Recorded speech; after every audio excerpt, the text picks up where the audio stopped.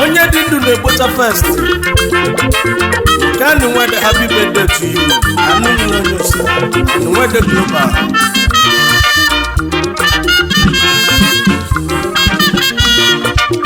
Haba, haba, haba, haba.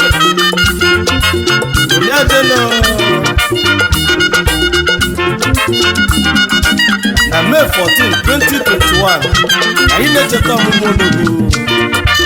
Onye dị ndụ kpochaba first. Haba.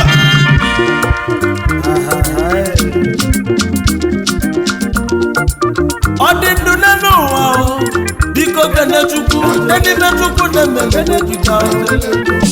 Kene Chukwu, kene Chukwu, kene Chukwu. Ọbọlụ Chike n'Olisa o, ọbọlụ Chike n'Echukwu n'ime Chukwu na-eme kene Chukwu.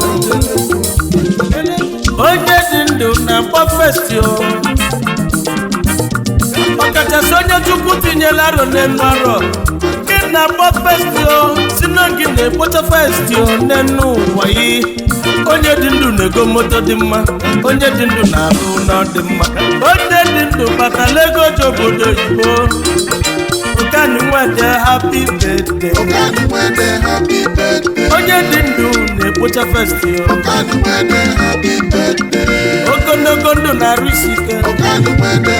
Happy birthday, anụ niile onye ụsa. Anyị nwede global. Mụ na ezinụlọ m, anyị na-ekele Chukwu maka onye dị ndụ na-agba festi o. Mụ na Chinwe m wish Elumani nwede happy birthday. Okay, Chukwani wedding, my uncle. Hand of God has buttered your bread, oh. When you remember your past, it was poverty. I know you know you, sir, God is God, oh.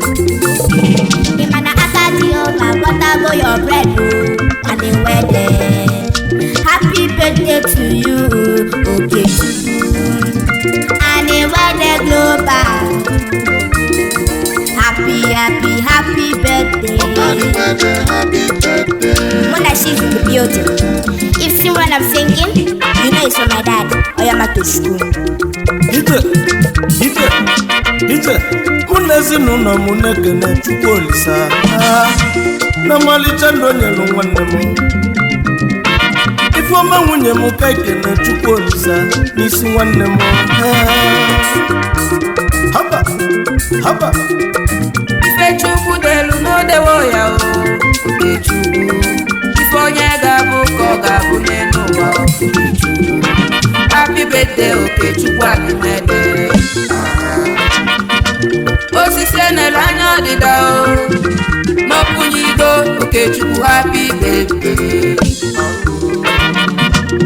More blessings to you, more money in your bank o, happy birthday.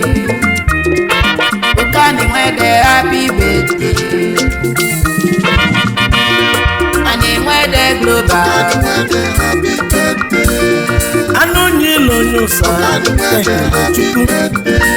Keduzi na obele nwa m ga-ekenelu ụmụ Chukwu. Oya come and greet your uncle Okani nwede.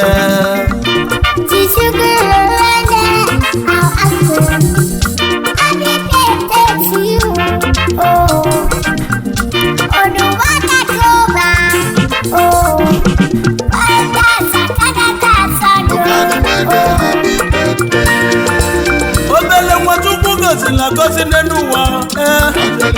Anya na-ekele Chukwu n'ọrụ ebube Chukwu erika. Okani nwede happy birthday to you. Onye dị ndụ kwa festi. Long life and prosperity. Agweli selisi. More money in your bank. More dollars, more heroes. More pass for you as you dey pray, dey show. More contact, more blessings. Okani nwede happy birthday.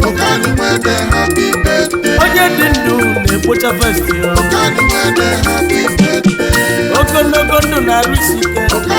ebe